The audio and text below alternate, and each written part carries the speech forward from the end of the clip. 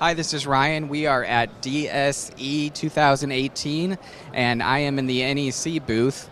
And above me, we are showing the P502HL-2 laser projector. And we are showing it in an application not typically known for projection. We've created a digital menu board, and as you can tell, we're using, to take it a step further, a non-traditional surface.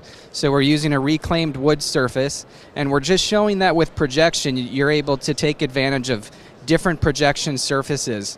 And so we've created a digital menu board on a reclaimed wood surface using a laser projector from NEC, the P502HL-2. It's a 5,000 lumen 1080p projector, and it is sort of our entry-level installation projector, which means that it has lens shift, has HD-based T, some other installer-friendly features, but it's still priced relatively affordable. So in the NEC line, the P-series projector, the 502HL, is our most entry-level laser projector.